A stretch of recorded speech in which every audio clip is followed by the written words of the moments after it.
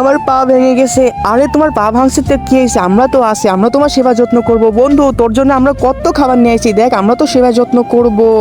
আরে ওর পা ভেঙে গেছে বলে ওরে কত সেবা যত্ন করছে। আর একটা কাজ করি, আমিও পা ভাঙার অভিনয় করব, তাইলে সবাই আমাকেও সেবা যত্ন করবে, আমাকেও সবাই ভালো ভালো খাবার খাইতে দিবে।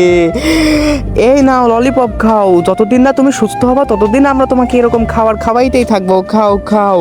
এই তো নাটক করার জন্য পায়ে ব্যান্ডেজটা পেঁচাই নেই, তারে ওরা ভাববে আমার পা সত্যি সত্যি ভেঙে গেছে, এবার নাটক করব।